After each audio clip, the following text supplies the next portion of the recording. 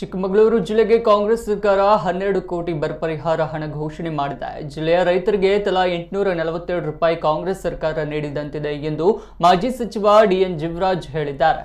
ಶೃಂಗೇರಿಯಲ್ಲಿ ರಾಜ್ಯ ಸರ್ಕಾರ ವಿರುದ್ಧ ಹಮ್ಮಿಕೊಂಡಿದ್ದ ಪ್ರತಿಭಟನೆಯಲ್ಲಿ ಮಾತನಾಡಿದ ಅವರು, ಪ್ರಧಾನಮಂತ್ರಿ ನರೇಂದ್ರ ಮೋದಿ ಅವರು ಕಿಸಾನ್ ಸಮ್ಮಾನ್ ಯೋಜನೆಯಡಿ ಚಿಕ್ಕಮಗಳೂರು ಜಿಲ್ಲೆಯ 1,42,356 ರೈತರಿಗೆ 14 ಕಂತುಗಳಲ್ಲಿ ಇದುವರೆಗೂ 288 ಕೋಟಿ ರೂಪಾಯಿ ನೀಡಿದ್ದಾರೆ. ಜಿಲ್ಲೆಯ ಒಬ್ಬ ರೈತರಿಗೆ ಪಿಎಂ ಕಿಸಾನ್ ಸಮ್ಮಾನ್ ಯೋಜನೆಯಡಿ 28,000 ರೂಪಾಯಿ ನೀಡಲಾಗಿದೆ.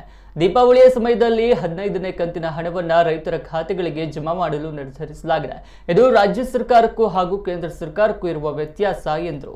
ಇನ್ನು ಪ್ರತಿಭಟನೆಯಲ್ಲಿ ಮಾಜಿ ಸಚಿವ ಪ್ರಮೋದ್ ಮಧ್ವರಾಜ್ ಹಾಗೂ ಇತರ ಕಾರ್ಯಕರ್ತರು ಭಾಗಿಯಾಗಿದ್ದರು.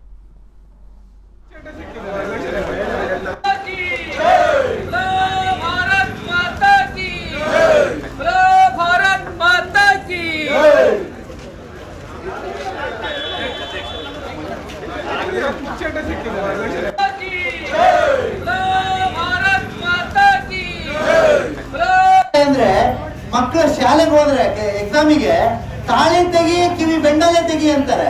ತಾಳಿ ತೆಗಿ ಅಂತ ಹೇಳಿದ ಸರ್ಕಾರವನ್ನೇ ನೋಡ್ಲಿಲ್ಲ ನಾನು. ಆದ್ರೆ ಬುರ್ಕಾ ಹಾಕೊಂಡು ಹಿಜಾಬ್ ಹಾಕೊಂಡು ಬಂದ್ರೆ ಮಾತ್ರ ಯಾಕೆ ಅಂತ ಕೇಳಲಿಲ್ಲಪ್ಪ.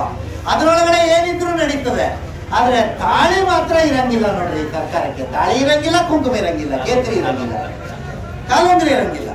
ಕಾಲುಂಗುರದಿಂದ ತಾಳಿಯಿಂದ ಯಾವ ಕನೆಕ್ಷನ್ ಬಂತೋ ನಂಗೆ ಗೊತ್ತಿಲ್ಲ. ಅದನ್ನ ಚೆಕ್ ಮಾಡಿಸಿ ಬಿಡಬಹುದಾಗಿತ್ತು. ನೀವು ಕೊಟ್ಟಿರೋದು ಚಿಕ್ಕಮಗಳೂರು ಜಿಲ್ಲೆಗೆ ಎಷ್ಟು 12 ಕೋಟಿನ 14 ಕೋಟಿನ ಕೊಟ್ಟಿರಿ. ಅದರಲ್ಲಿ ಒಬ್ಬ ರೈತನಿಗೆ ಬರೋ ಹಣ ಎಷ್ಟು ಗೊತ್ತಾ ವೆಂಕಟೇಶ್ ಭಟ್ರೆ? ಇದು ನಿಮಗಿಂತ ಶಂಕರಪ್ಪಕ್ಕೆ ಚೆನ್ನಾಗಿ ಗೊತ್ತಿರ್ತದೆ.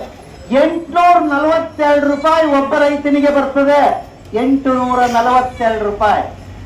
ಮೋದಿ ಸರ್ಕಾರ ಕಿಸಾನ್ ಸಮ್ಮಾನ್ ಯೋಜನೆಯಲ್ಲಿ ಚಿಕ್ಕಮಗಳೂರು ಜಿಲ್ಲೆಗೆ 288 ಕೋಟಿ ರೂಪಾಯಿಗಳನ್ನ ಚಿಕ್ಕಮಗಳೂರಿಗೆ ಕೊಟ್ಟಿರೋದು.